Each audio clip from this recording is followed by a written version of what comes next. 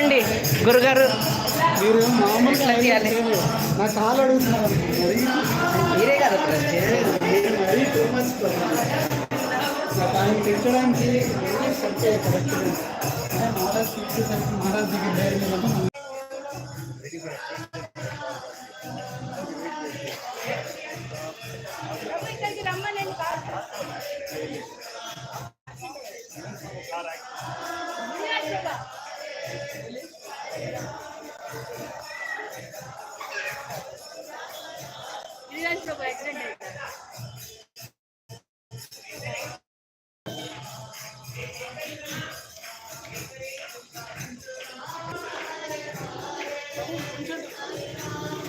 వెళ్తారా మీరు?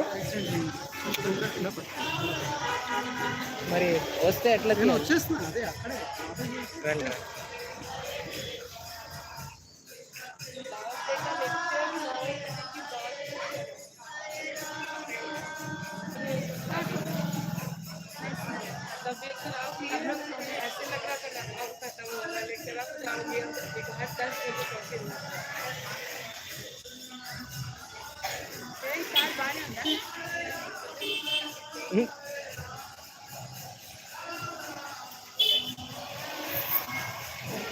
Hare Krishna, Hare Krishna, Krishna Krishna, Hare Hare, Hare Rama, Hare Rama, Rama Rama, Hare Hare.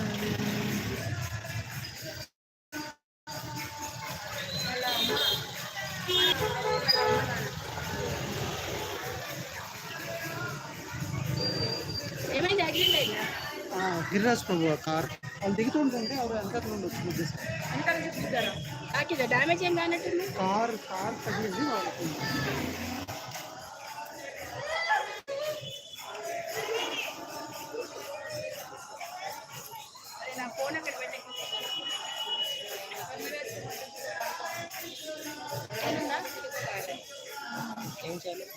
కరుణరాధిక మతాజీ ఒకసారి call చేయండి. Phone తీసుకురా. మీ దగ్గర ఫోన్ ఉందా? నెంబర్ ఉందా దగ్గర? అది నీ ఫోన్ అమ్మ కరుణరాధిక మతాజీ నెంబర్ ఉంటే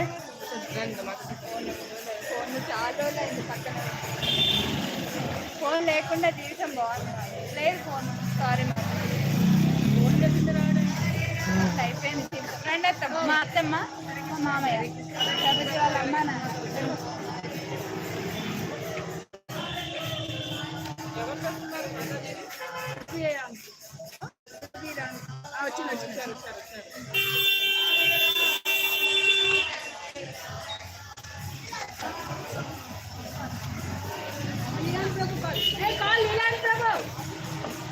कॉल लीलांद प्रभु जी.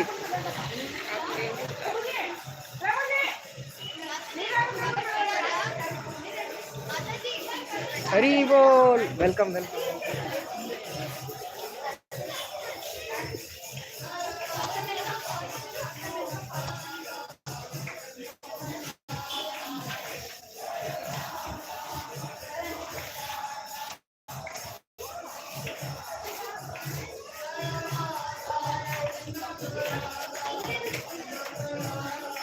हरी बोल.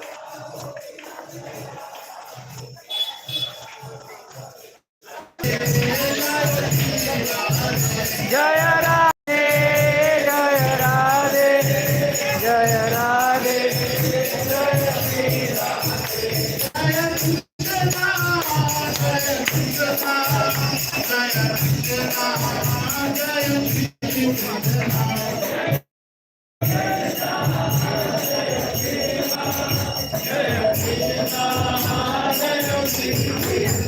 जय प्रभुपा प्रभुपा प्रभुपा जय जय प्रभुपा जय जय प्रभुपा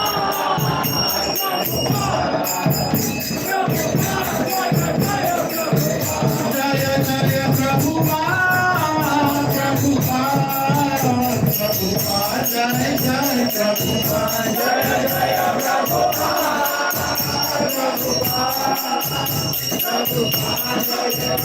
निताय गौर हरि बोल हरि बोल हरि बोल निताय गौर Hari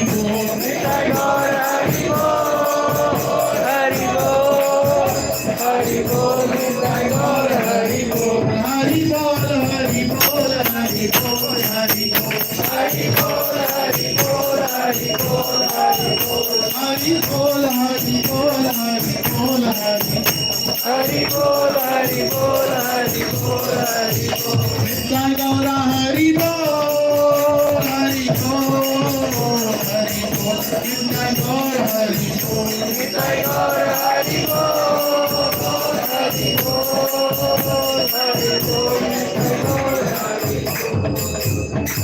Jai Ram Sankirtan ki Jai. Prabhupada ki Jai. Nitai Gaura Hari Bol.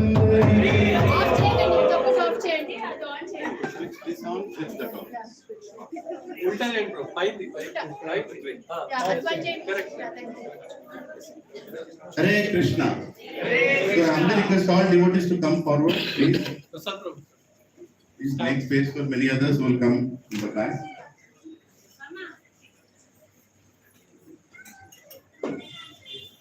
That kind of lesson. యా చాటింగ్ ఇదే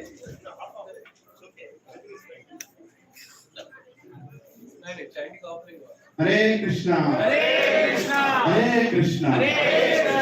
Krishna Krishna. Krishna Krishna. Hare Hare. Hare Ram. Hare Ram. Hare Ram. Hare Ram. Ram Ram. Ram Ram. Hare Hare. Hare Hare. So let us all welcome Satified Devaki Mataji with 3 loud and enthusiastic Hari Bol. Hari Bol, Hari Bol, Hari Bol. So brief introduction to Mataji. So Satified Devaki Mataji was born in Germany in 1958, and after a long search and journey, Mataji joined ISKCON in Sydney, Australia in 1985. During her 10 years as a Grahastha, 1989 to 99, she helped to pioneer the first organized temple in the former Soviet Union. Since 1999, Mataji has been living the life of a renowned traveling preacher, regularly visiting Ukraine, Moldova, Sweden, Germany, India, Nepal, and Bangladesh. Mataji has established Bhakti Sangam festivals in various countries and regularly conducts holy name retreats. Mataji is a disciple of His Holiness Niranjan Swami Maharaj. Niranjan Swami Maharaj ki Jai. During her years of service in Bangladesh, Mataji developed deep insights into Vaishnava culture that have enriched her spiritual practice and inspired her preaching. Mataji is sharing this wisdom in the course Exploring the Roots of Spiritual Culture. In March 2014, Mataji has established the Institute for Spiritual Culture. For more information, you can visit different websites such as the rootofspiritualculture.net and the holynameretreat.net. So let's once again welcome Mataji here with 3 loud and enthusiastic Hari Bol. Hari Bol, Hari Bol, Hari Bol. Welcome Mataji. My name is Lilananda and we are all servants of Srila Prabhupada here. It's a small center we opened here. We are mostly known as Gachibowli Satsang Group. But this place name is Gachibowli, and to your surprise, the colony name here was named as Prabhupada Township many years back. We don't know who named it so. So this whole locality is called as Prabhupada Township. This whole, yeah.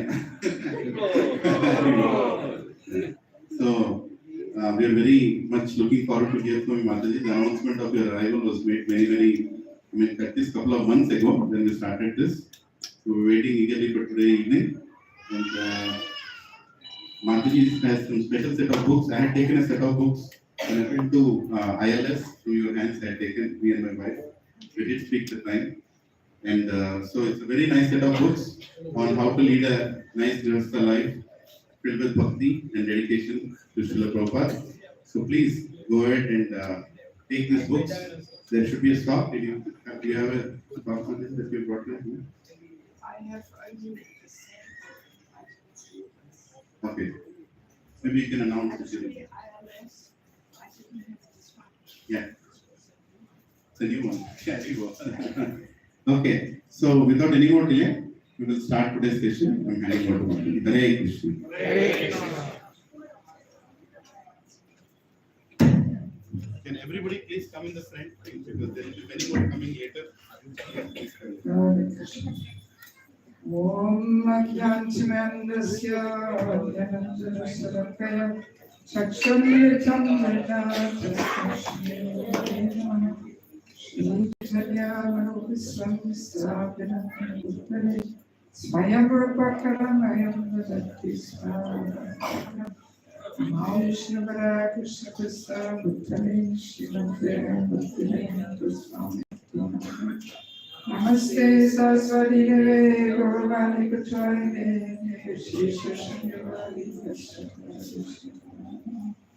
Panchakarpa Durvashar Kripam Sindhudevacha Paditranam Pavanedya Vishnadev Namo Jai Shri Krishna Chaitanya Prabhu Nityananda Shri Advaita Gadadhara Shri Vasadi Gaura Bhaktivinoda Hare Krishna Krishna Krishna Hare Hare Hare Rama Rama Rama Hare Hare. To begin with, I have to share that my voice is a little fragile. I'm just recovering from a completely lost voice, so I have to be a little careful. And I may come to the point where I have to quickly stop talking. So there's still a little bit of draft coming my way, and I'm just so sensitive. I cannot have any drafts flowing on me. I mean, I don't want that you are all suffering just because I can't have the drafts. But yes.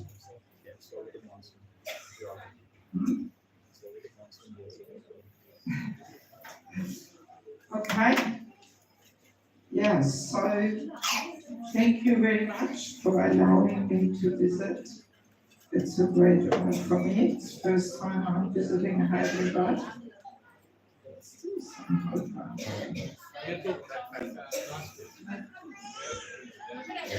Turn off the fan on. Yes, thank you. I mean, or make it slower. No? Not that you're always sweating and suffering. Just because of me. Yeah, I mean, this is better now for me. I rather sweat than having drafts. Yeah, so this is my first time I'm visiting Hyderabad, and I'm discovering more and more what a dynamic and amazing community it is. We had already some programs this morning in the temple. So today the topic is how to please a husband, how to satisfy a wife. Right? Is that right? Well, it's a big topic. Usually I make 2 sessions out of this. So today we are cramming it into one. Today you can satisfy the husband. Next time you come and I'm sure you would like that.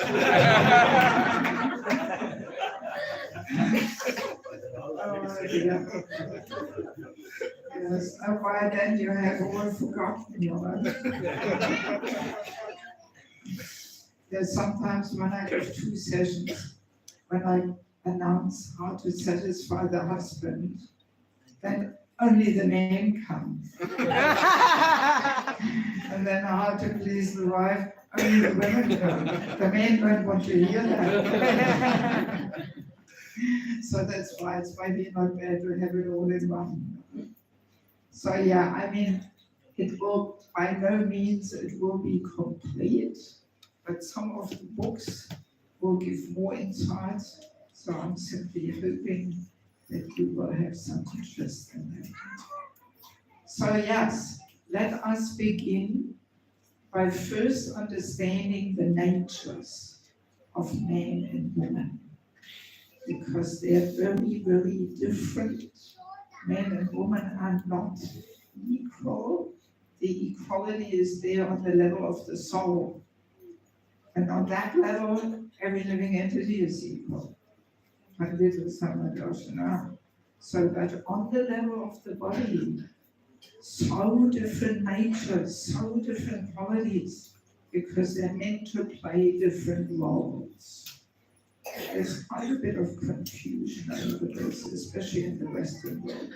I mean, in the West, I have to be so careful talking about this, otherwise people really get agitated.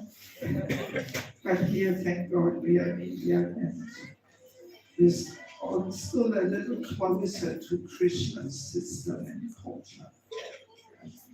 So yes, let us look at the nature and qualities of a man, all those spirit souls who are in a man's body. So let me ask you, what are the 3 purifying duties of a man? What is a man meant to do? Like to protect the family. Okay, very good. You know this already. Amazing. To protect the family. Excellent. So, yes, to protect. What else?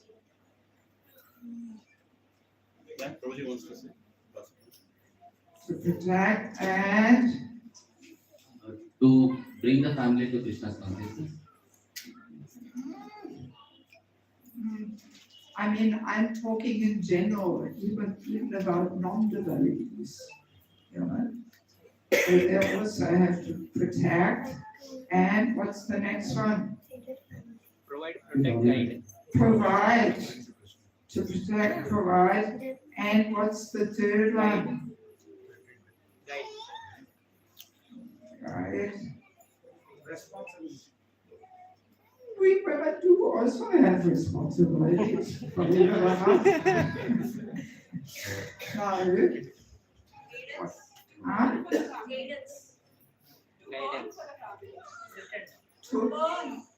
Well, that we said already, provide. So, but what's the third one? Protect, provide, and Emotional support. Protect. That is protect. Protect. we said protect. E- Protect, emotional provide. Emotional support to the family.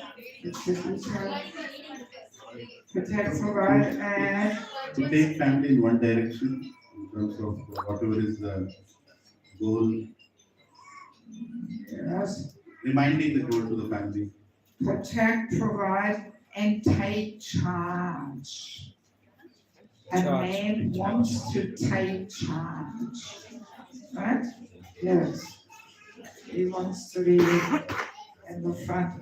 Actually, I usually give certain analogies that being in a man's body, I hope you will like it.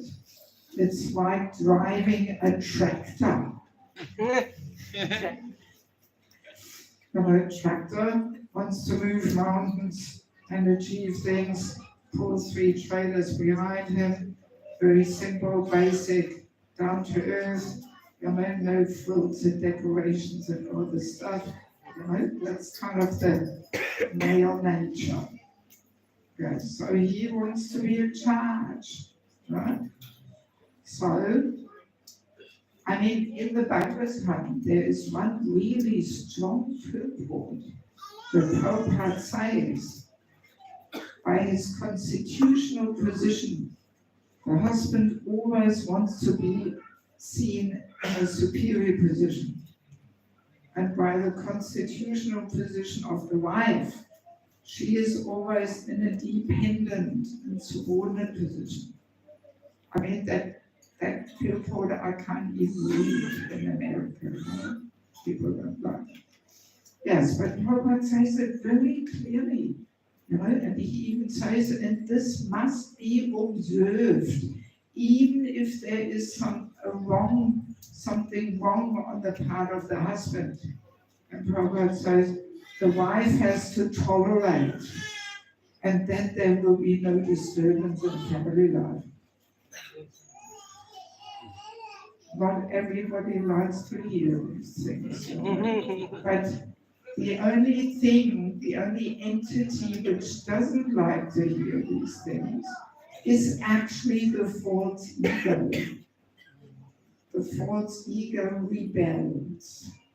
Yeah, it's good to identify You know, why we get agitated. It's the false ego, nothing else. Yes, so the man drives the tractor. So, and exactly the right qualities and natures are built into the man's gross and subtle body. I had already one. Thank you. Yes, the right qualities and natures are built into the man's gross and subtle body that he can play that role, right? So that's why man's body usually is stronger, broader shoulders, stronger muscles, so he can provide, protect, right? Subtle body, more rational, right? When a man fights the tiger, he can't allow himself to get all emotional, you know? He has to be focused, rational, like that. What makes a man want to take charge, I hope you don't mind me saying this, is the false ego. Men also have a stronger false ego. I'm sure all ladies who are married have noticed this. So we women better learn the art of making the false ego, the male false ego, our best friend, and not our enemy. Yes. So anyway, that's what motivates a man, that he wants to take charge, the false ego. If he didn't have the stronger false ego, he probably wouldn't want to play the role, but somebody has to play it, right? So now in Krishna consciousness, for the man, the challenge is to take charge as humble servant, not with a false ego drive. That's a challenge, that's difficult, right? Because as soon as we want to take charge, false ego also wants to be a part of it. Yes, yeah, that's a big challenge. Yeah, so that's in a nutshell. I mean, there's so many more things to say, but we have to keep it a little brief. So, and women's roles, there's 3 purifying duties for us women. What are they? Serve, well, husbands also serve. Well, they also support. Now, what can only women do? And men can't. What's the first one that women can do and men can't?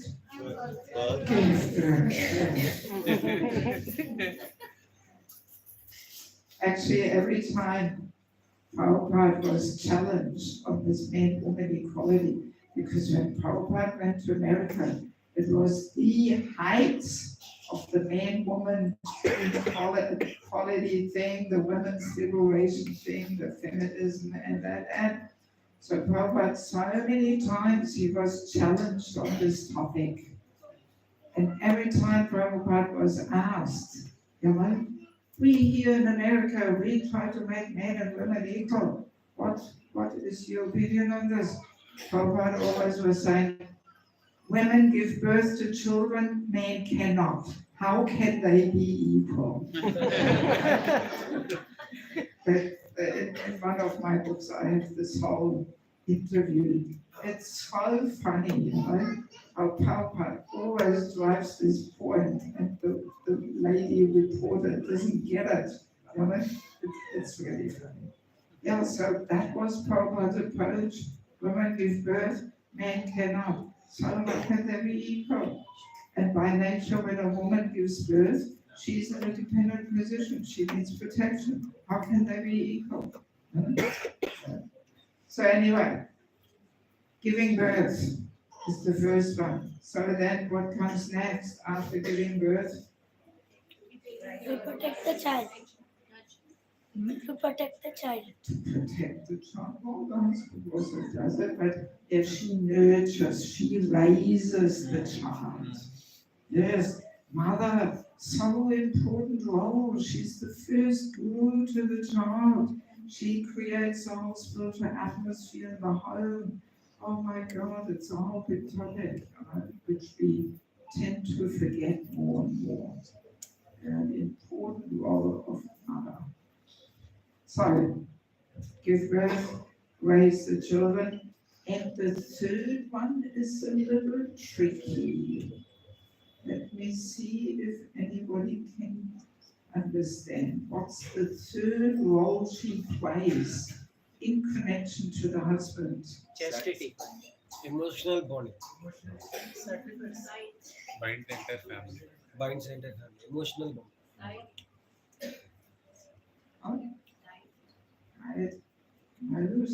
Prabhupada says it in the Bhagavad Gita. Are you reading the Bhagavad Gita? So what's Prabhupada saying? She is... Chaste. Huh? Satisfy the desires. She is energy. Now we are getting there. She is the real energy. She is the auspicious source of energy and inspiration. She is the power of inspiration to the man. Yes, yes. That's quite an amazing role. This is a very beautiful role we women are meant to play. Yes. Because we women are very powerful. We have a very powerful Shakti. We can bring the very best out of a man. Spiritually or materially, we can bring him to his highest performance. Or if we use this Shakti in a disempowering way, we can ruin his life. That's the power of a woman. Yeah. Yeah. So now, okay, raising children, giving birth, and being the power of inspiration. So, gross and subtle body of a woman perfectly designed so she can play these roles. Gross body perfectly designed to give birth. Then the emotional nature, we heard it quite a few times, so it's good that you are aware of this. Yes, the emotional nature impels a woman that she wants to play that role of being a mother. Just like the false ego drives a man to take charge, so the emotional nature drives a woman to want to be a mother. Otherwise, if it wasn't for the emotional nature, which woman would want to go through this whole ordeal of 9 months pregnancy and giving birth and then serving 24/7? You know, who would want to do that? But somebody has to do it. So that's why Krishna gives us women this emotional nature, that we want to play the role and that we can be a good caregiver. Yes. I mean, if all human beings had a man's nature, then, you know, the mother may forget that she has a baby or something, you know. Yes. So, yes. And also, well, we women are very good in multitasking, much better than men. Because as a mother, I mean, now women often only have 1 or 2 children, but in former times they had 10 or 15. I know one Prabhupada is out in Germany, he has 10 children. Yeah. Yeah, so if you have 10 or 15 kids, you have to be pretty good at multitasking. Whereas men, they can only concentrate on one thing at a time, you know? Because when they fight the tiger, they can't multitask. Yeah, I always experience this when I plan something, you know, some programs with men, and I say, let's already plan this and this and this, and then they say, no, Mataji, let's first concentrate on this, and then we do that. You know, and then I'm smiling to myself, okay, here we go, no multitasking. But I'm very glad this multitasking ability, this helps me a lot in doing all the things I want to do, all parallel, you know. Yes. So also women have a very good intuitive intelligence needed to raise children. You know? She knows why the baby cries, whereas a man, no clue. No clue. You know? Doesn't even know what to do with a baby. You know? Yes. Yes. But see, in Europe, this whole man-woman equality takes such crazy forms that when a child is born in a family, sometimes it's the man who takes the maternity leave. He stays home, changes the nappies, and she goes out and earns the money. Everything topsy-turvy. Yeah? And people don't understand that a child needs the mother. Nobody ever can replace the mother. No. It's so upside down. Any of you have been to Europe or America? Yes. Oh, so the few of you have some experience, right? I mean, this year I was for 2 months doing a tour in America. Oof, even for me, this is a culture shock. I'm always glad to be back in Europe, right? It's a little more cultures in Europe, right? But America, my God. Anyway, so, and now to play the power of inspiration. Yes. What do we women need for that? Well, let's already get into this, how to please the husband. So how to play this role of being the power of inspiration and the auspicious source of energy. Actually, in one, I think it is a letter, Prabhupada says, in a very precise form, he says, she is the energy and he works hard. That's how Prabhupada puts it. Right? So the wife is the energy to make him work hard. Yes. Yeah, so how do we women play this role of being the auspicious source of energy and inspiration? Can we all please switch off the phone? Hare Krishna, can we all please switch off the phone? Believe it or not, I live without a phone. I travel the whole world much more than your introduction was a little outdated, by the way. But no problem. Yes, these days I'm traveling so much more than what was there. So I travel the whole world without a phone. Yes, this is such a distraction. I don't want to invite this into my life. Of course, I have a laptop, but that's it on my desk in my room. I don't carry that with me. Yes, so again, how do we women play this role? Let's ask the ladies. Any clue how we women play this role of being the inspiration to the man, to the husband? Service. Can you be a little more precise, a bit more concrete? I mean, the man also serves. So how serving their needs, serving their even if it needs? is last year for us, Even if it is? last year for us, we still have. Okay, yes. Okay, what else? Patient, Patience, encouraging, yes. What else? There's a few main ones. Huh? What? Cooking? Yeah, well, the cooking is pretty important. As the saying goes, the way to a man's heart is through the stomach. You heard that? Yes. Yes. Okay.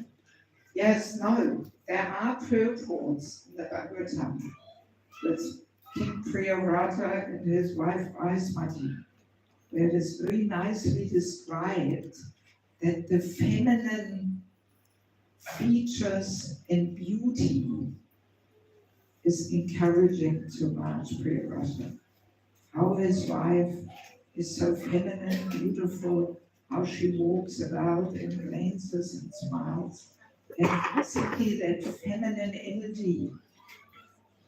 Yes. So that's why it's our duty as women that we make ourselves beautiful for the husband. Right? By the way, I was married for 10 years. I didn't always look like this. I was wearing earrings, nose ring bangles, hair, of course, nice sarees, everything. So, yeah. Yes, so it's the duty of a woman to make herself attractive. And that inspires a man, right? Isn't it? Yes. Yes, every man wants to have a beautiful wife next to him. Yes, and that encourages him. And that's why we women are actually more on the bodily platform of life. Just to make sure we want to make ourselves beautiful and decorate and put makeup on and all that. So if it wasn't for the bodily platform of life, we probably couldn't be bothered. You know? And I mean, here we can see quite nicely, you know, we women are meant to bring color and beauty into life. So if we look at the man's side, not that colorful. You know, mainly white, yeah, some grayish, dark bluish, bit of yellow. But then we look over to the ladies, ooh, so nice colors there, you know. Yes, you can see it very nicely here, you know. Yes. So we are meant to bring color and beauty into life, and that is inspiring for men. And there is one more thing, how she plays this role of being the power of inspiration. That she takes the submissive position, and with that position she gives her Shakti to him and makes him the hero, rather than competing to try and be the hero herself. Yes, that's why a wife should be submissive. So she gives her energy to him, right? Does that make sense? Yes. I give that comparison with a rocket. When a rocket shoots into the sky, the fire is underneath the rocket. It's not next to the rocket and not 2 steps above the rocket, but underneath. And that's what makes the rocket shoot into the sky. So in the same way, if we women take the humble and subordinate position, can we give our energy to him to make him the hero? Yes. So of course, this is all mixed up and lost and forgotten. If we understand man and woman to be equal, then she competes.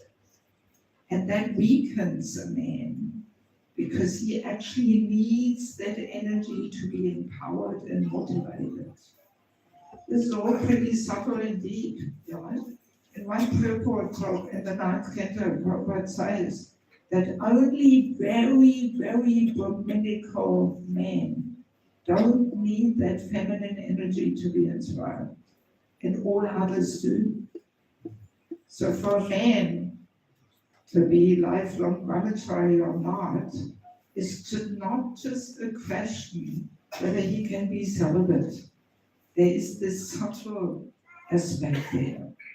that only if he's very Brahminically minded, which means not just wearing a Brahmin thread and having second initiation, but no, being of very Brahminical nature. Only such a man does not need that feminine energy to be empowered and motivated, but all others do. This is already something which, we are not so clear yet in ISKCON, if I may say so.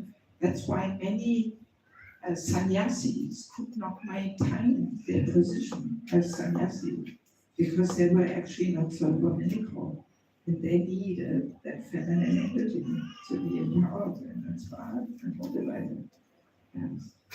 Yes, so it's all pretty interesting how it is all meant to fit. That not only we women need the protection of a man, but also most men need that feminine energy to be empowered. Otherwise, why would a man bother, to get married and worry about a woman's mind and needs and all this? So much easier to just be a brahmachari, Yes.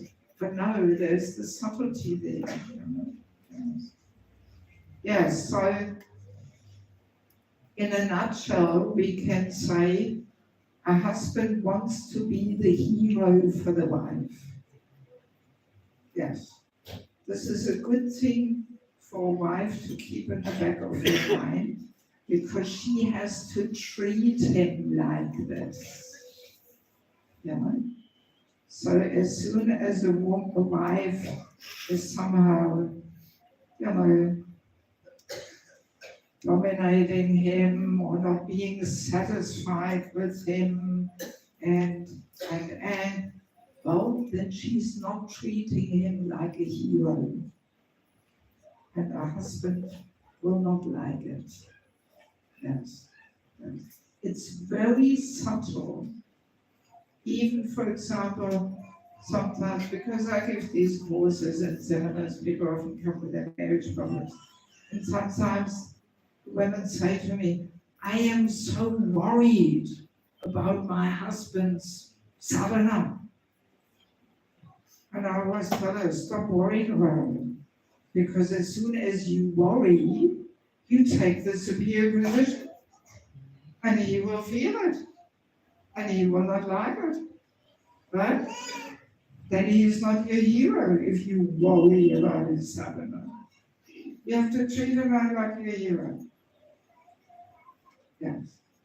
But as soon as she worries, or maybe even checks up on him, have you changed your 16 rounds? I don't think a husband would want to hear such questions, right? Yes, because then she takes a superior position, she checks up on him, she treats him like a little kid or something. Yes, it's very, very subtle. Yes, it's very subtle. Yes, so let us understand how a wife treats the husband like a hero. So let's give an example. Actually, let me share this. There is two things which a wife should say to a husband as often as appropriate. Very simple things. Ladies, you're going to listen to this or you're all distracted by the kids. So first one is, well done. Well done. Very easy. You did this well. Right. Well done. Right. So if the wife says well done, what effect does it have? She likes what I'm doing. I'm the hero. Well done. Right? Is it not boosting the ego? Huh? Is it not boosting the ego? Many women ask that. It's not the wife's business to smash the husband's false ego. Many women think that. If I'm glorifying him too much and look up to him, then he gets proud, so better I don't do it. It's not your business. Krishna will take care of that. Don't you worry.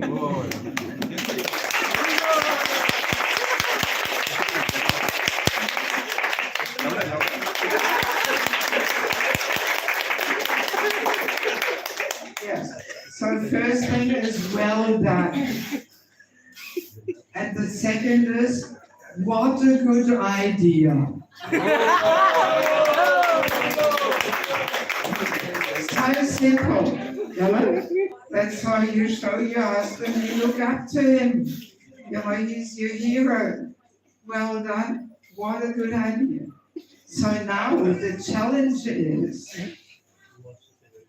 no questions. No, let me just observe a few things.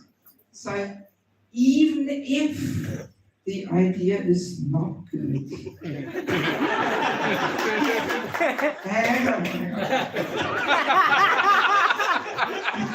even if it is a foolish idea, and believe it or not, sometimes men do make foolish ideas. What will a clever wife do if he comes with a really foolish idea? She will say, what a good idea. Initially, she says that. So then the husband feels encouraged. Oh, my wife likes my idea. So, and then a little later you say, oh, let's give an example. Husband says, let's go to the Himalayas on the weekend. Well, maybe not such a good idea. Maybe they're already a little cold. This, that, a little far. So, but wife says, what a good idea. Let's think about it. So, and then a few hours later she says, oh, for you, I was thinking about it a bit more, and maybe it's a bit too cold, and maybe there will be already snow, and maybe better to go to Simhachalam and Vishakhapatnam or something. What do you think? So after encouraging him, saying what a good idea, then she comes with her concerns, and then the husband is very open. Okay, you like my idea, but let me hear, what is your concern? And then she hands it back to him. What do you think? So then she can say, yes, darling, you're actually right. Let's rather go to Sumatra. Yes. And then it's his decision. So we women have to learn the art to make our idea his idea.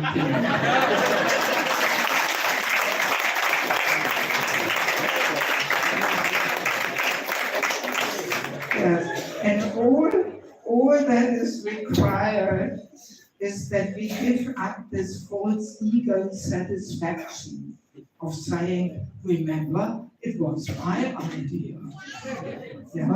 How? We let it be his idea. Yes. And we don't talk about his foolish idea he had before. And this is his idea now. So it's actually pretty easy, but it requires the ability to control the false ego's demands of immediately bursting out, are you crazy, Himalayas, what a stupid idea, and so that's usually the more spontaneous reaction, driven by the false ego, wanting to show him, your idea is foolish, my idea is much better. So we have to sacrifice that. Actually, the wife practices on the husband how to give up her false ego. Yes. This is one good reason why every woman should, at least for some part of her life, be a married life. Because if she has never been married, I observe this in the West, because there's many women who have never been married. They usually have a big false ego problem, because they don't have the daily opportunity to give up their false ego and take the humble position. Let him be the hero, let him be right, even though he may not be so right. But anyway, let him be right. So if we don't have that daily opportunity, then we women become very dominant, and very, very false ego driven. Yes. So on the husband, we practice to give up our false ego. Yes. And I mean, another little example. I remember once I was staying with one family.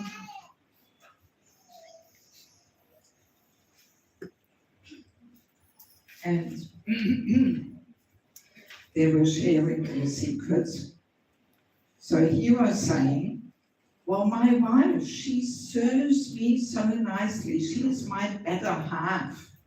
So of course, if I have to make some decision for the family, I'm going to consult with her. She's my better half. And then she said, so every time my husband asks me for my opinion, now I am starting to sweat here, but better, because if it's now blowing, I get guaranteed sick because I'm always sweaty. So then she says, if my husband asks me for my opinion, then I say, well, if you ask me, I would like to have it like this and this and this. And then she hands it back. But you are my husband, you can decide. Whatever you decide is fine with me. And she should not just say it, but actually mean it. She simply humbly voices her opinion and desire, and she hands it back to him. You decide. I'm happy with whatever you decide. So I mean, we can imagine what decision he will make. Most likely what she would like, right? Because it's his decision. Yes. But if she would put pressure on him and say, oh, you should do like this and I can't tolerate and this will not really be very encouraging for the husband to follow her desire, right? Yes. I mean, for most men, very difficult to follow in the footsteps of a wife. Because he is the one who drives the tractor. By the way, woman's vehicle is the sports car. All the different extras and decorations, powerful energy. And most men love to have a sports car, isn't it? Yes. So, where was I before that?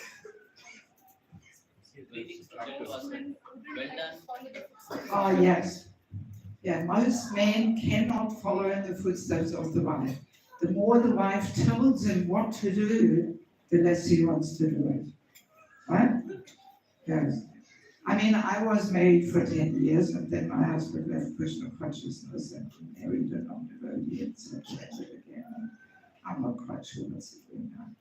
But anyway, so while I was married, I probably made many mistakes because nobody explained all these things to me. It was quite a while ago that I was married.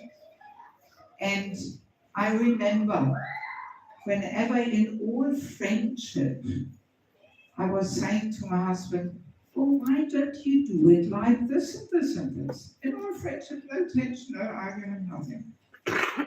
Just a well-meant advice. So guess what, how he reacted? He smilingly, jokingly said, guess what, I just wanted to do that, but now you told me, now I can't do it anymore. Any of the men know that feeling? Someone honest here? Yes, the more the wife says, I actually just wanted to do it, but now you told me, sorry, can't do it. Well, he drives the tractor, he wants to be in the front. So of course we can say, oh, you should just be humble and do it. But no, we have to understand what vehicle we are driving. You know, and the tractor doesn't want to be pulled along by the sports car or something. No, it's the other way around. The tractor pulls out the sports car. And the sports car gets stuck in the snow or something, you know. So yeah, so we have to understand the natures and qualities and the roles we are meant to play. You know. Yeah, so the main two ways how a wife inspires a husband is through her feminine behavior and beauty, and by taking the humble position, looking up to him, making him the hero. And in that way, she empowers him. Yes.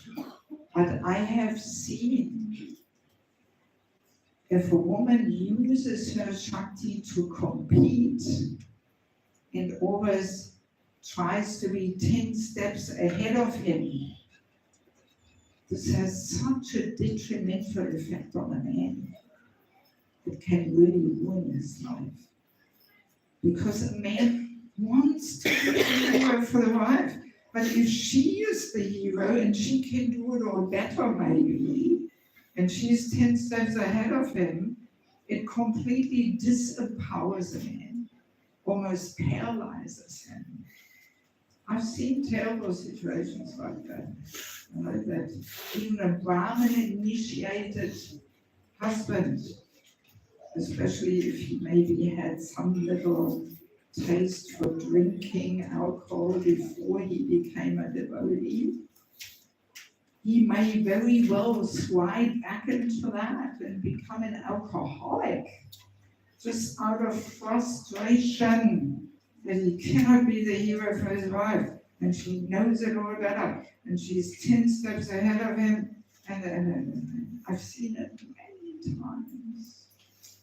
Yes. And if we don't have this knowledge, you know, then we take sides of the wife. We say, oh, your husband is a nonsense. Leave him, get divorced, he is a drunkard.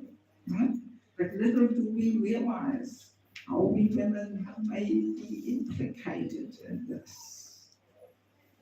There's many sad stories I have come across. Or maybe not as drastic, but if she wants to be the big preacher and she gets up at 2 o'clock and sings, and look at him, he's the lazy guy who can't get it together. You know, then I have seen examples where the husband just gives up all interest in Krishna consciousness because she is the number one. There's no room for him to be the number one, you know, because she occupies it. So then he just stops chanting, stops going to the temple, puts all his interest in his professional career, because there he can be number one. You know? Yeah. So that's how subtle these things are, you know. And if we don't have the knowledge, then very easily we completely misjudge and we give the wrong advice. You know, if we are a Bhakti rickshaw leader or a counselor or something, we give the wrong advice, you know. Yes, yes. And then a woman may think, oh, I have to inspire my husband to go to the temple and chant, and then she just does the wrong thing. She pushes him, oh, Prabhu, have you chanted today? And come on, and this and that. And that is achieves the opposite. You know, that he just doesn't want to know about it. Yes. So pretty important to know all of these things. All right, let me have a look here on my piece of paper. If there's anything really. Oh yeah, there's another thing which is also getting a little lost and forgotten these days. The importance of the wife speaking sweet words and speaking nicely, encouragingly, you know? Not getting on his case all the time, harassing him, chastising him and, harsh, insulting words. There is a statement by Chanakya Pandit. If the wife speaks harsh and insulting words, he may as well go to the forest. Not that get divorced and be married. That's not what we are saying. But going to the forest, give up family life. That's what Chanakya Pandit said. Yes. So often because, see, we women, our energy is so powerful. So if we speak harsh and insulting words, this is so much more powerful and painful, especially to a man's heart, than when a man speaks harsh words, because his energy is not that strong. But a woman's energy is very powerful. So this is an important thing too, that a wife is meant to speak pleasing, encouraging words and not, getting on his case all the time or something.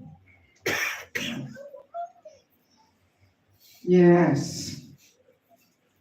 How much time do we have? Actually, I'll finish.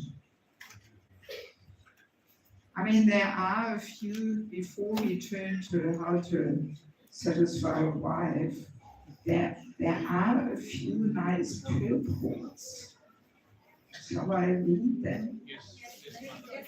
There's especially two purports which I find actually a must when it comes to discussion on Grihastha life.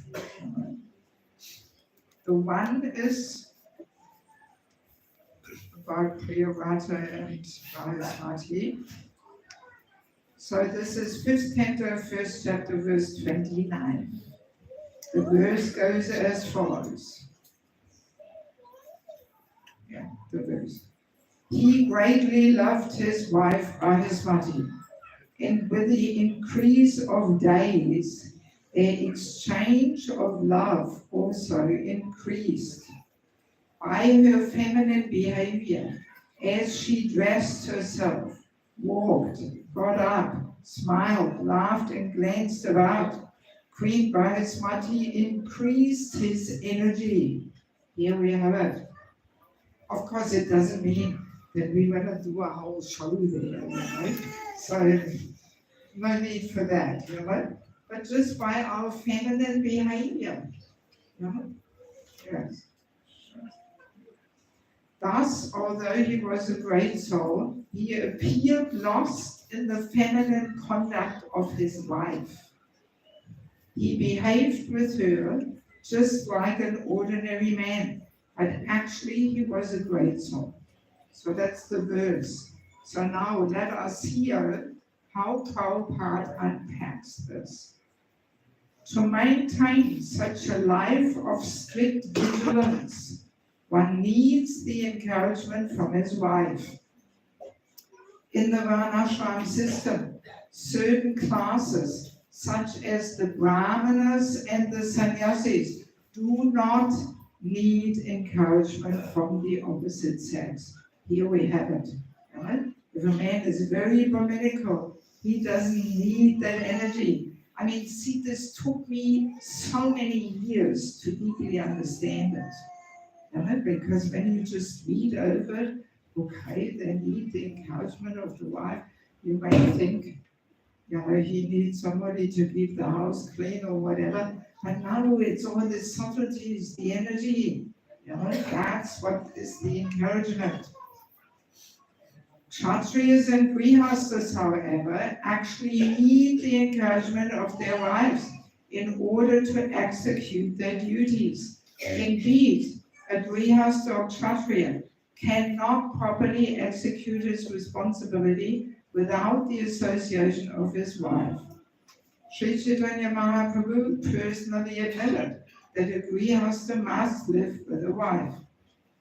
Kshatriyas were even allowed to have many wives to encourage them in discharging the duties of government. I was often wondering that. Now, how is it that all these kings in the former times had many wives? Were they so lusty that they couldn't be satisfied with one wife? No, they were such heroic leaders that the feminine energy of one wife would not have been enough. Yes, so that's why they had many wives, and then they were taking up all that feminine energy and ruling the world. Yeah, yeah. Pretty interesting, isn't it? Yes, yes. Kshatriyas were even allowed to have many wives to encourage them in discharging the duties of government. The association of a good wife is necessary in a life of karma and political affairs. So here karma means fruit of activities. So any man who works and earns an income actually needs a wife that gives it all a higher purpose. Otherwise, what for? Going out there, earning money, coming home, either to the mother's home or to an empty flat. It's all pretty, doesn't make much sense. But if there's a beautiful wife at home who creates a nice energy in the home, then it's all worthwhile. Yes, especially if there's also Krishna consciousness. To execute his duty properly, therefore, Maharaj Priyavata took advantage of his good wife Bahasmati, who was always very expert in pleasing her great husband by properly dressing herself, smiling and exhibiting her feminine bodily features. Queen Bahasmati always kept Maharaj Priyavata very encouraged, and thus he executed his governmental duty very properly. And it continues. So very nicely, how Prabhupada describes it all, right? But very easily we read over these things and we actually don't more deeply understand. So now there is another purport, and that's a heavy one. So you ladies better get ready. Bit of a heart surgery. In the West, in America, I don't usually was purport. So this is 9th canto, 3rd chapter, verse 10. This is the story with Chavana Muni and Sukanya. So Chavana Muni was this old, ugly, irritable Muni, and Sukanya was a very beautiful young princess. He had the age of, he could have been her grandfather. That's how old he was. So let us hear how they get along with each other. Chavana Muni was very irritable, but since Sukanya had gotten him as her husband, she dealt with him carefully according to his mood. Knowing his mind, she performed service to him without being bewildered. That's the verse. So it looks pretty, yes, okay, fine. But now let's hear how Prabhupada unpacks this. Quite amazing. So this is an indication of the relationship between husband and wife. A great personality like Chavana Muni has the temperament of always wanting to be in a superior position. Such a person cannot submit to anyone, and especially not to his wife. Therefore, Chavana Muni had an irritable temperament. His wife, Sukanya, could understand his attitude, and under the circumstances, she treated him accordingly. So now it comes, ladies, please be attentive.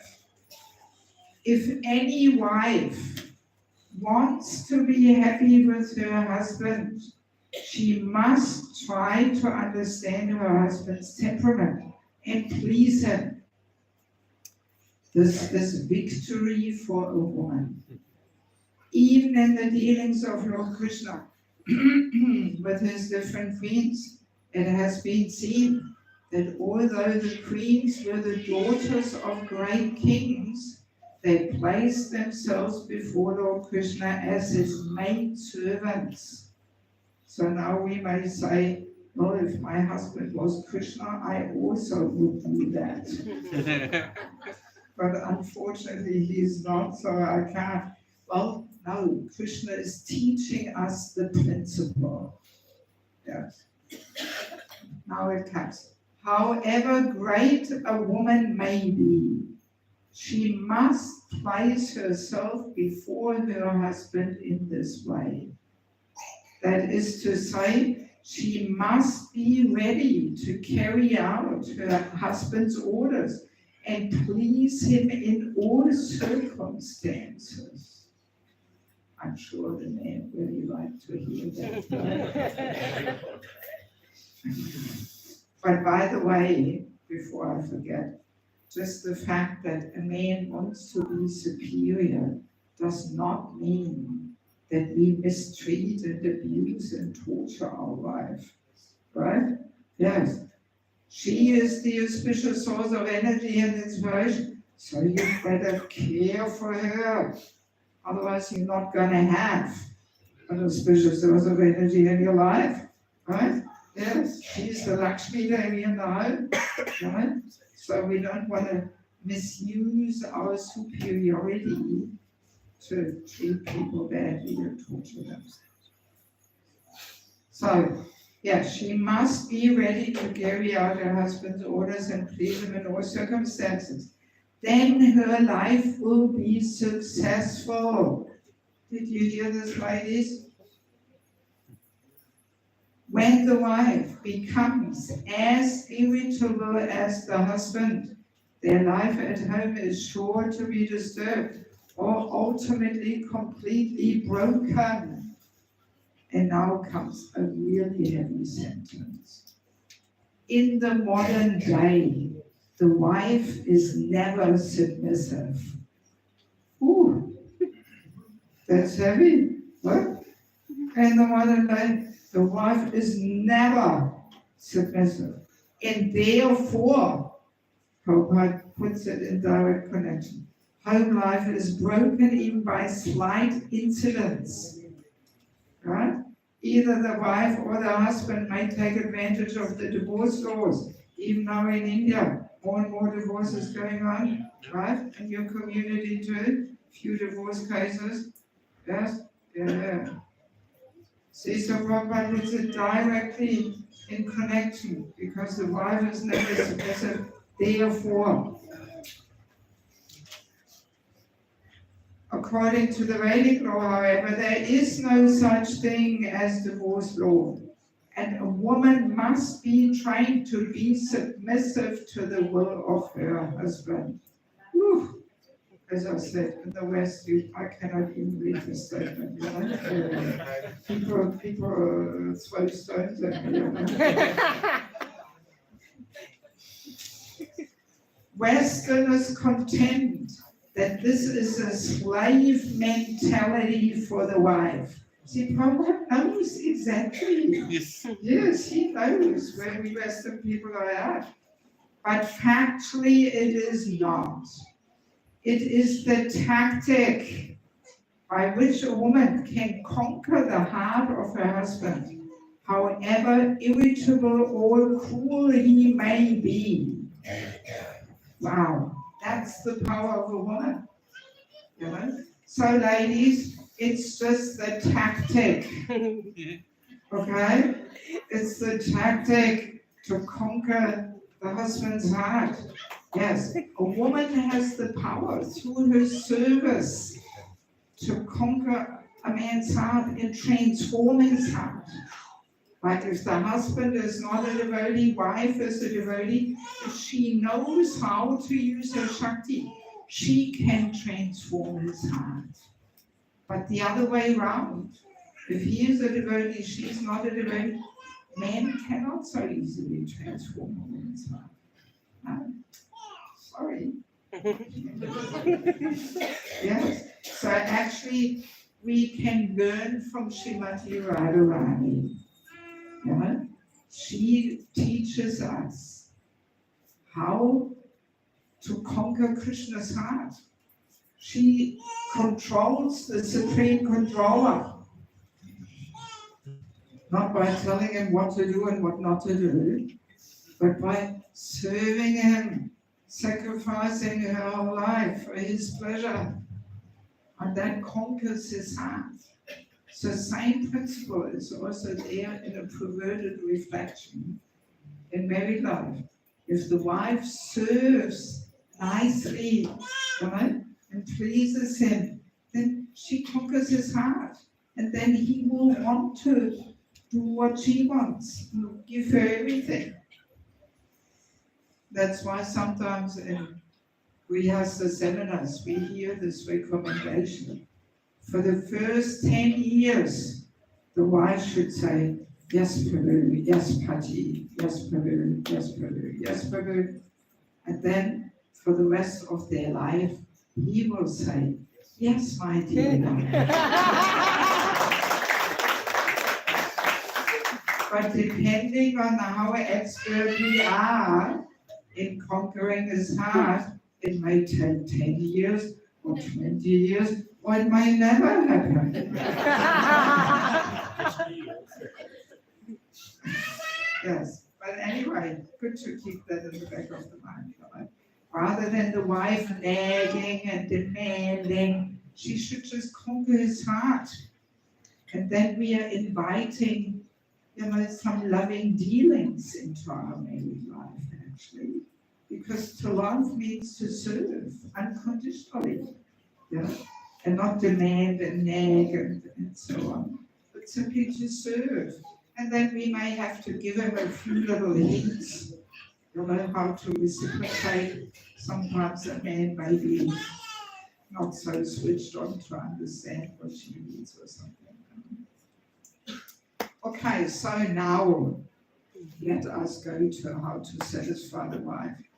But yeah, just concluding, Prabhupada says that the success of a marriage is in the hands of a woman. Yes. Not that we are blaming her, but simply because she plays such an important role. She has the Shakti to make it work. And if she does the right thing, and if she does the wrong thing, she can create havoc and destroy everything. That's the power of a woman. So now, how to satisfy the wife? Well, we have to understand her nature, especially the emotional nature. A husband is meant to give spiritual, material, emotional care. Which one is the most important one? Yes, I already said it in one way, but seems like you all switched on here, you know this. Yes, emotional care is the most important one. Many people say spiritual, they have this idea, or the husband, he has to be the spiritual leader. Well, ideally he should be, but I know many marriages where he is not even seriously practicing and she is initiated. If she respects him where he is at without expecting him to change, and he accepts her practice, he can give so much support, especially the emotional care. And that can be so supportive for the wife, even though he may not even be at the moment. Yeah, so the emotional care is the most important one. Because, the spiritual protection, we can get through internet, so much access to nice lectures, this, that, and financial material. Well, we women are also clever enough to earn a bit of extra money if it has to be, no problem. But the emotional care, this is one purpose for married life, actually, that our emotional needs are fulfilled. Where's this all coming from? Election campaign. maybe closely. Yeah, the emotional care is one of the main reasons from family life, that the emotional needs are nicely fulfilled within marriage, right? Yes. So this emotional care, that is often a bit of a challenge for men to understand how to do that. So let me ask you, how do you give emotional support and care? What do you do? Huh? I understand you. What? Spend time. Spend time with your wife. Very good. Yes.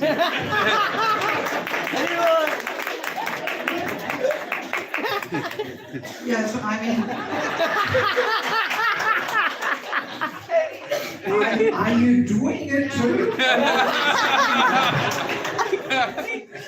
Because see the father, which one is your wife?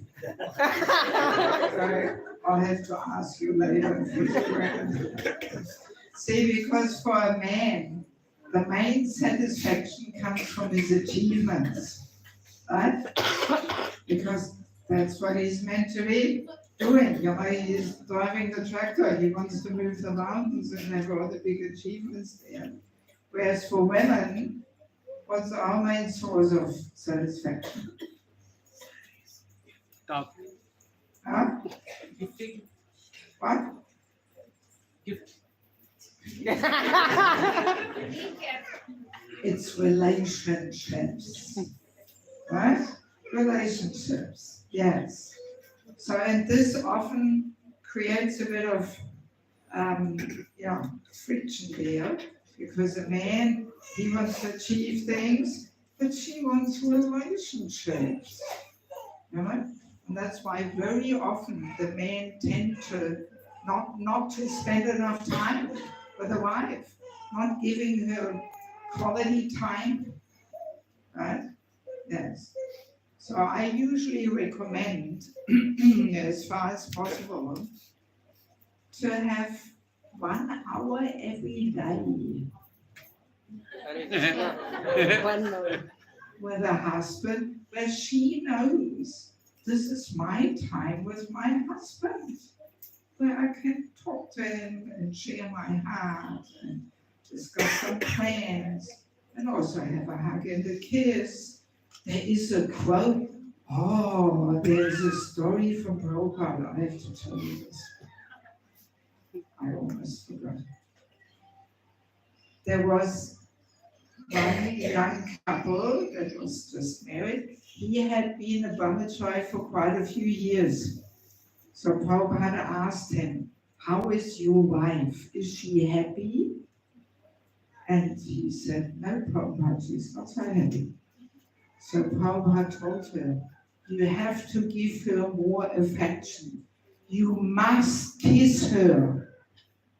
Prabhupada's instruction. You must kiss her.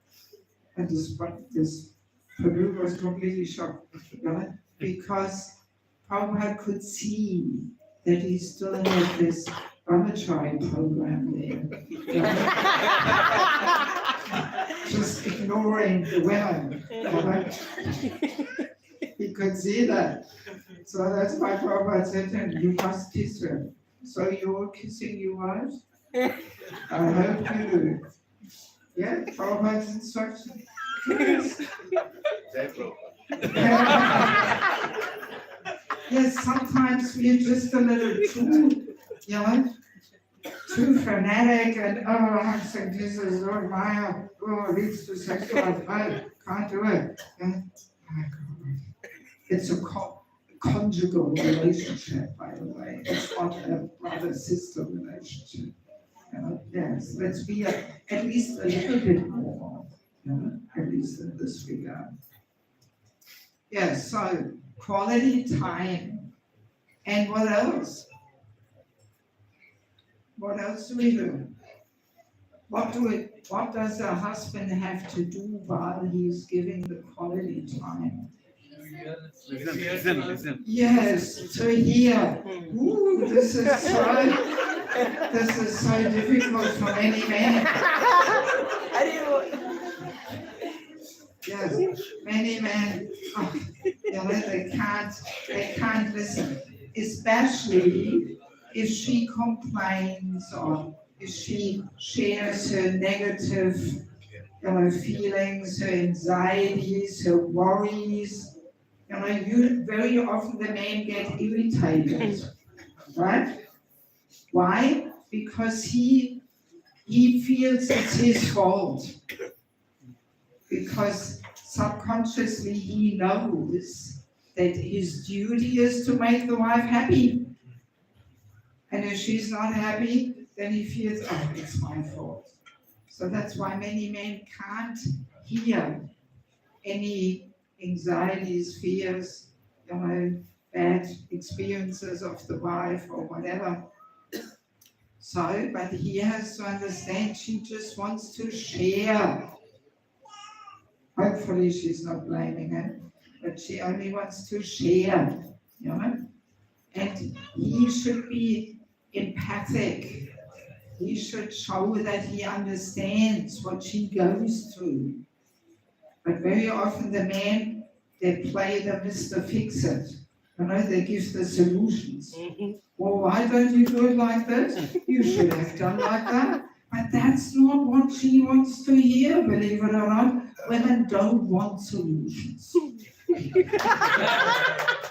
They want to be heard and understood. Yes, because if he gives the solutions, then she feels he doesn't even understand what I'm going through. Right? Yes. So all the men have to do when she wants to talk. He has to listen, and he has to make a few right noises.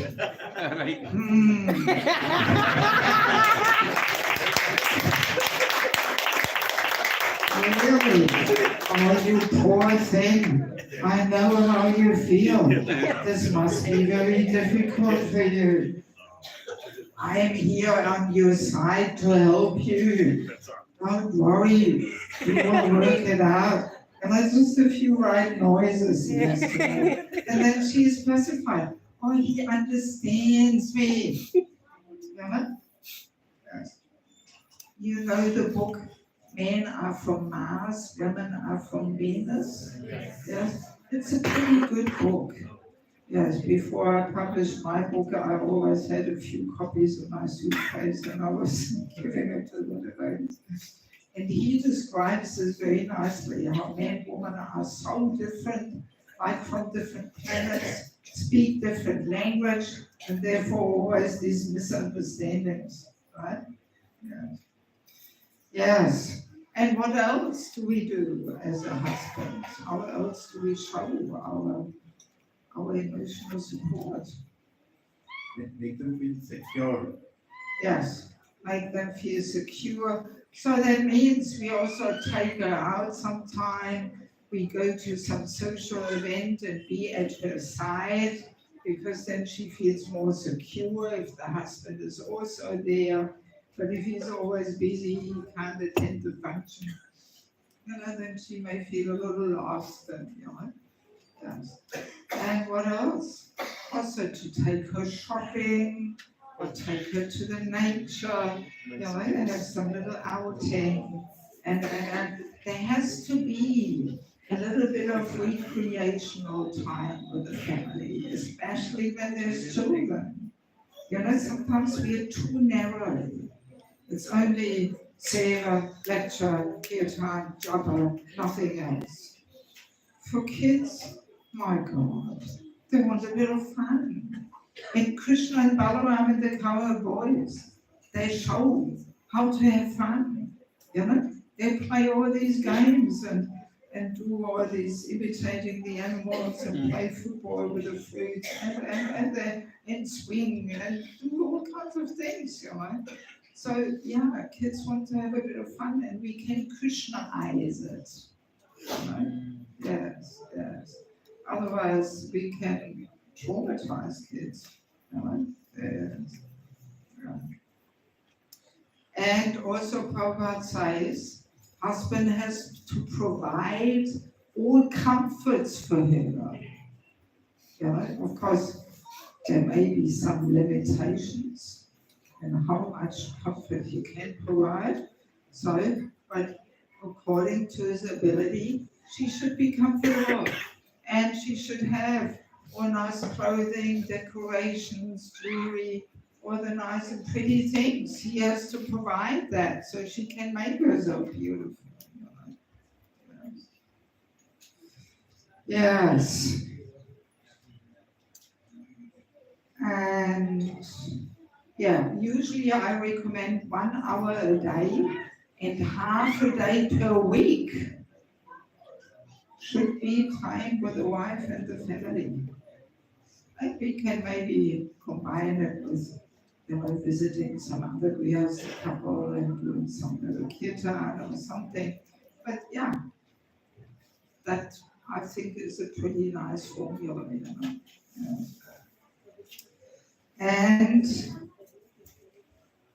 one more thing the husband has to provide. Let me see if anybody can guess it. What else should the husband give to the wife?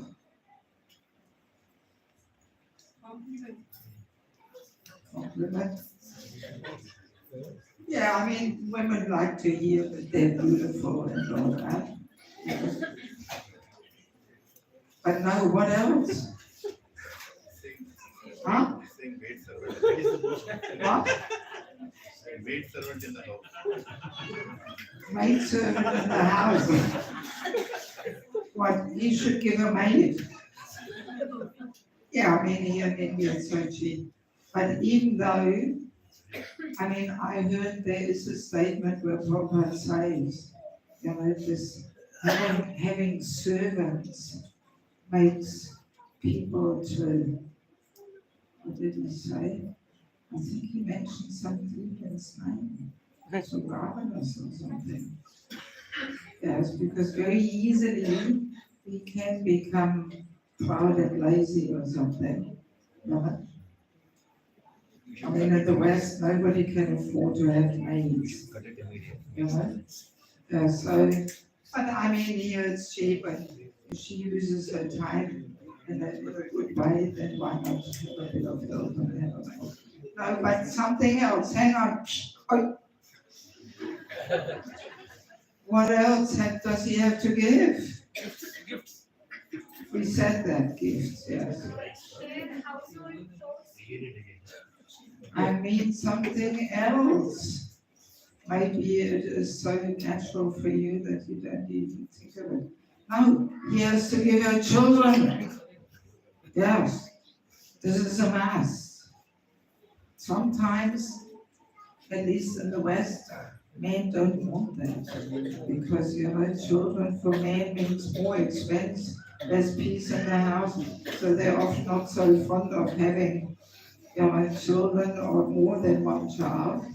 But for a woman, very important to satisfy her emotional needs. Yes. Sometimes I have come across this, that men say, okay, I marry you under the condition no children. But this is nonsense. Yes. Let's leave it up to Krishna. Right? Yes. And if there's no child, all right, then there's no child, then it's Krishna's arrangement. But to consciously plan to bypass some seemingly austere aspect of family life, this will backfire. People get some unwanted reactions that the wife, when she gets older, she feels emotionally dry and lonely and unfulfilled. And then there's so many health problems, and so yeah, I know many examples in the West. So children have to be there, and sometimes women want many children. So again, there may be some limitations to how many we can have or something. Okay? Because also this is how we purify our sex desire. By using it in Krishna's service. bringing up children in Krishna consciousness, inviting a special soul to take birth in our family, Garbhadan Samskar. So if we take this whole topic of children seriously, it puts a whole different dimension to Krishna consciousness. So we should never feel that children are a disturbance or an obstacle in our devotional development. Yes. If we take it seriously, if the wife really is the first guru, you know, and you create a whole culture of bhakti in your home, then children can really help the parents to actually shape up and be Krishna conscious. I've seen it many times. Yes. So we should not think that children are an impediment. Even though for us women it may sometimes mean, you know, the first few years we cannot be so active and that. So yeah, that's how we become selfless. Right? Okay, so let me see if there is any question. Since it is such a practical topic. I have a question. Firstly, thank you, Master, for such a nice explanation. With a lot of nodding heads at both sides. Definitely, it was something that is. I hope I didn't upset anybody of the ladies, right? Good. And the question that I actually have two questions, but I'll start with one. When you said men have or women have a constitutional position or a constitutional nature. Prabhupada says. Yeah, Prabhupada says that men like to be treated like this, does not like to be. You very nicely explained. And, is this so? Question is, what is this constitutional nature? A little more in terms of how rigid it is. Can it ever be changed, or is this really so? And by your experience of teaching both in the East and the West, does this change? You know, is there a change you see in this constitutional nature also, or it just remains the same in different cultures? Well, by nature, it is built into the man's gross and subtle body and woman's gross and subtle body.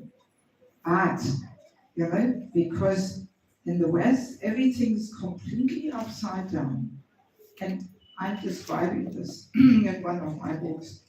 As a result, the men lose their masculine, heroic nature, and they become all feminine and wimpy and undecisive, and the women, they become more dominant. And ultimately both are frustrated. Yes. And family unit falls apart. Yes. I've seen it many times where a married couple try to swap the roles. You know? That he stays at home and takes care of the kids. She is the career woman. It upsets everything. And he is completely frustrated because it's not his nature to change the nappies and, you know, all right, once on the weekends he can help or something, but no, a man wants to achieve something. It's completely against his nature. And she, you know, the child was getting more crazy, you know. It has such bad effects if we go against Krishna's system, you know. So any man who has some masculine fiber in him, he wants to be a man, he wants to be in a severe position. You know, and any woman who has that feminine beauty, she naturally takes the subordinate position. See, in the West, most women have even lost their feminine beauty. You know? Yes. You've been to the West. Where? Europe, America, Boston. Yes, I mean, the American women, you know, no feminine beauty very much anymore, you know? They're all men, you know? In pants and, you know? Yes. Yes. So that's what you get. You lose the feminine beauty and you lose the male chivalrous, heroic nature, and everything is upside down and disturbed. Yeah. Yeah. Yeah. So I mean, I'm always dreaming of this ISKCON, this Lord Chaitanya Sankirtan movement, where we can show the world how civilized human life is meant to be lived, where the men are true men and the women are beautiful Lakshmi ladies, and everything is in harmony, and they, complement each other, and everything is stable and nice. This is what the world has to see. Then our preaching becomes powerful if we can demonstrate this, especially in the West, because the family unit is almost not existing anymore. And now in the West, two men get married, two women get married. My God, it's getting crazy. Yes. So yeah, but we have to get it right first with an ISKCON. It's also a little bit of a thing. Yeah, because this conditioning is so strong. So, my takeaway, Mataji, from after hearing you, I really felt that it is helping me in both the ways. One is to understand why am I reacting the way I'm reacting, because it's there in my nature. So maybe it can trigger me to control myself when things are not going my way. I should know that what's the problem in me, what is my nature. Right? That is one thing that you do take away. And second is to re-emphasize on loving relationships. I think that remains a common point between both. When I was trying to see what is commonly needed by a man and a woman is actually love. Yes, So it was very enlightening session. yes. Thank you. Also, I think I didn't mention this. We only said that women give up their false ego by taking the humble position towards men. So let me ask you, what's, apart from Shravan and Kirtanam, what's the practical path for the men to dissolve their false ego? Oh, he is far away. We can maintain our pride very nicely. No? To lose the significant services, instances. No more precisely. So give up the solutioning nature. Give up what? The solutioning nature. That I feel I have to do what I want to solve it. Yes. Of course, it's also true, but no, the main thing, you imagine, we said the men have a stronger false ego because they want to take charge. So, what happens? If you have many men on one spot, they all want to take charge. So you're going to have some clashes. So the men dissolve their ego by cooperating with other men. Yeah. Especially those of similar influence. Right? And I have no clue what's happening in Hyderabad, but in most communities in the world, there's a bit of ego battles amongst the men. Right? Power games, politics, some power struggles or something. Yes, so that's where the men get their purification, cooperating with other men, especially those of similar influence, to share our influence with somebody similarly influential. This is a challenge for Zealand. I think I will take the opportunity to say a few words about the books. Yes. Yes, because it is getting late. My voice is badly getting tired. I'm going on sweating buckets here. Huh?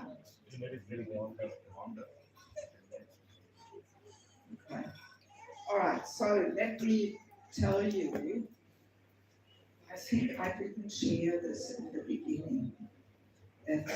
Because I have been preaching for over 20 years in Bangladesh. I learned so many things there. Because Bangladesh is East Bengal, it's where most of Mahaprabhu's associates come from. So many holy places there. And because it is a Muslim country, that preserves our Vaishnava culture. Because the Muslims are not so open towards all the Yoga ideas, you know. So it's very traditional there. Anybody has been over to Bangladesh? It's like a different planet, even compared to India. When I'm there, I feel like I'm entering Chaitanya Charitamrita. Yes. The whole Bhajan, Kirtan, Vaishnava, hospitality, prasad and culture, it's still going on like anything. And that's where I learned so many things. And that's what inspired me to establish an Institute for Spiritual Culture, because I realized we need some education in how to live our philosophy. Just to repeat it and learn it by heart and quote it, that's only step number one. But then we have to live it. And we are not there yet. Definitely not in the Western world. And here in India, we are also getting more and more away from it, you know. Yeah, so that's step number 2 in the whole spiritual education, to learn how to live our philosophy practically. Because only when we live it, it transforms the heart. Only then. Just by repeating it, it doesn't do that much. So, and that's why I established this Institute for Spiritual Culture. I put 6 courses together, which I teach every year at Mayapur throughout the month of January. And now I'm putting these courses in book form. So each book is a 15-hour course. Yes, so especially for preachers, all you have to do is read a few chapters, take a few notes, you've got all the quotes in there, here you have your presentation. Many temples use these books as handbooks for devotee training. Yes, because they're all important topics. So, spiritual culture, Krishna's divine system. This is the whole topic about the man-woman natures, the sports car, the tractor, and it's so much more than that. You know?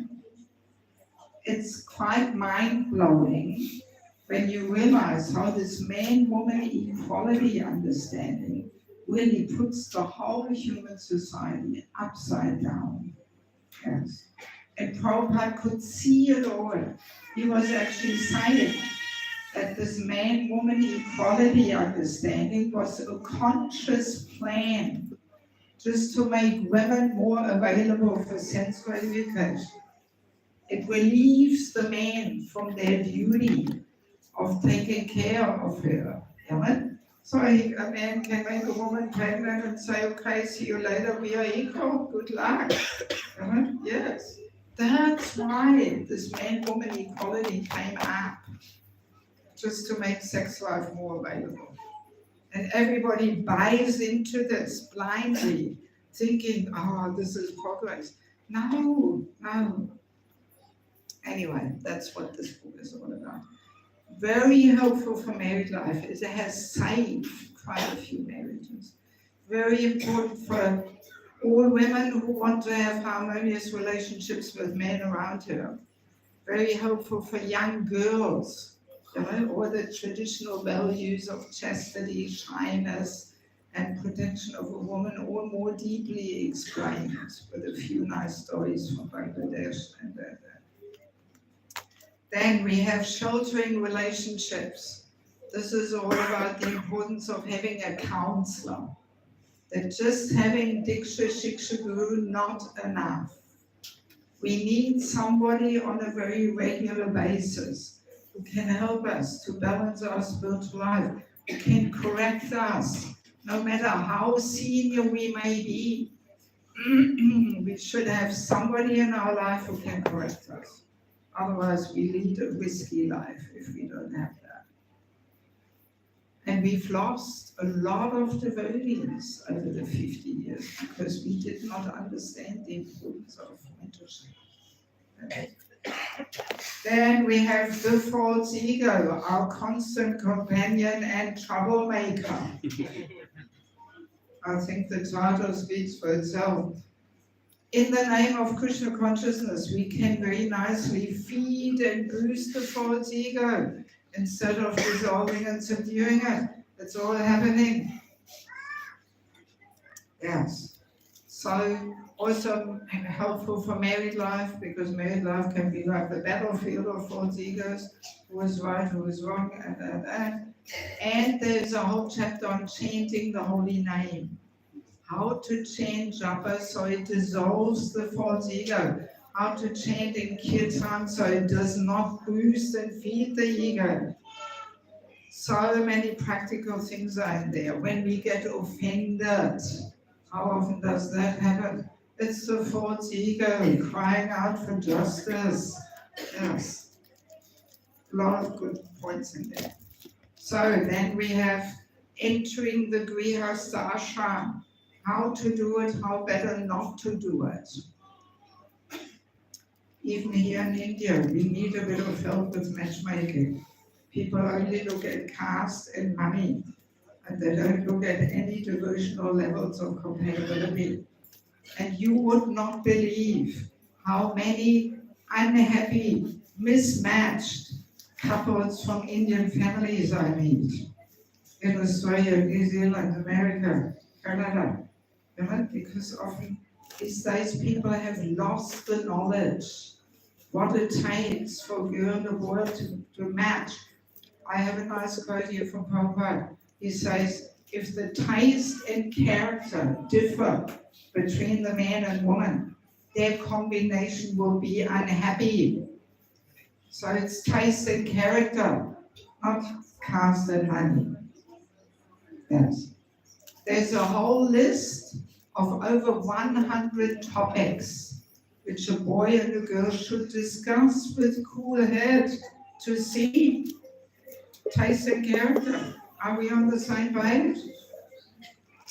And not I made this list. This list is from the matchmaking committee at Bhaktivedanta Manor in London. Maybe you know London, Bhaktivedanta Manor. Huge Indian community. They use this list. So it's not a German list. It's for Indian people. So I'm sure it will be helpful for you. So it's very important for all unmarried people who are not married yet, for parents. They should educate themselves what to look at, how to go about it, to find a nice spouse for their children, or for mentors, for counselors, bhakti Vriksha leaders, matrimonial committees, whoever is involved in helping the devotees settle in a nice, compatible partnership. Yes. Because divorce rate is increasing in Indian families too. See, in former times, people were sticking with a marriage, even if it was suffering from beginning to end. They were sticking with it. But today they don't stick with it. They just quit. Yes. And last but not least, family life as an ashram, secrets of success. There's a lot of things in there. So many secrets. How to create this culture of bhakti in our whole life. Yes. And there's a whole chapter on physical intimacy and marriage. How to apply this no illicit sex life in married life. Nobody ever talks about it. There's a lot of confusion over it.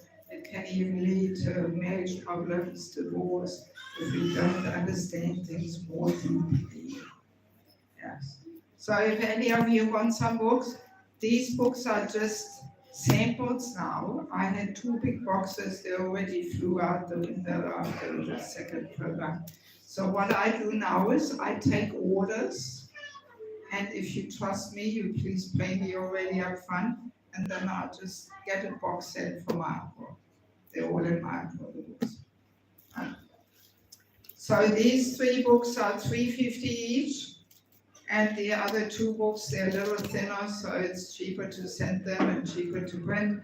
They're $300 each. So whole set, $1,650, but you can take just 1, 2, whatever you like.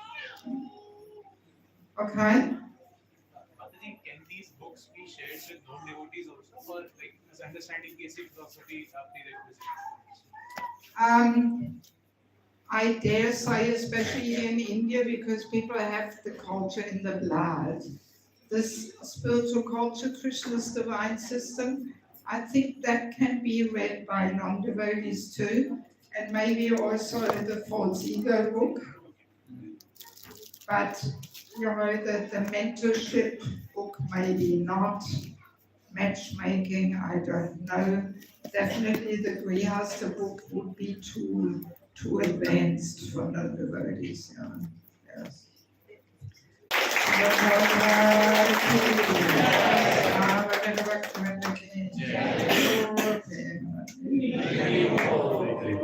Krishna. Let us thank Devaki Mataji with 3 loud and enthusiastic Hare. His guest Radhesham Prabhu, Mataji is a kind of Shiksha Guru and the person who is driving this community here. Radhesham, no? Yeah. And he has specifically recommended Mataji's association for all of us, and we had planned this for quite some time. I'm sure whatever we heard today, it's not like we don't know. How many here really believe that 80% of what you heard today, you already knew it, but you're kind of denying it? You feel so? We have to be transparent. We can't lie to ourselves. Because what Mataji spoke is the inert nature, and the nature is not different. It is. It's all about dealing with each other, which I myself am learning in my life. And as a community, we can definitely make a difference. What I would suggest is, after this call, after this program, you can, who all wants which book? Usually I do it a little different. Maybe it's not so efficient in your eyes, but I usually have a list where people put their names down now. Because I'm leaving tonight. I mean, usually people come now. Yeah, right. Because see, people don't even remember what the books are about anymore. And usually I advise people a little bit what is the best combination for their situation or something. Do you have time for that? Because there's so many that start coming, we align, it will take an hour, one by one. That's what I was thinking. Just the time factor. I mean, usually that's the way I do it. Fine, you're fine, you know. Yes, we can write. I mean, I see, and also I have here a QR code, but it's not for my account, so I do have to keep track of each payment. Right. I mean, in that way, if anybody of you has a QR code, that would make my life a bit easier if it goes in your account and you straight pay it in my account in the ICICI bank. Sure. Yeah. Rather than in here, because that's one other Mataji, and then I have to compare all the payments with her and all this. Yeah. But I mean, we can also do it. Yesterday I was down there somewhere programmed that I had over 70 books in orders. And it didn't take that long. Okay. Yeah. So, I rather finalize it now.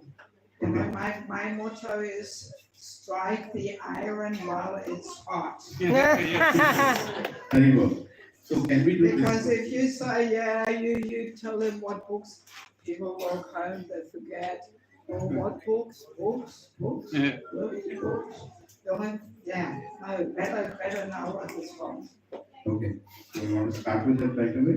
Yes, and I need one person to help me keep track of the online payments. And I usually take care of the order list, just to make sure the order is proper. Yes? Ati, I have an announcement to make and then we will get started. Is it okay, Mataji? Yes, yes. Yeah, and then we'll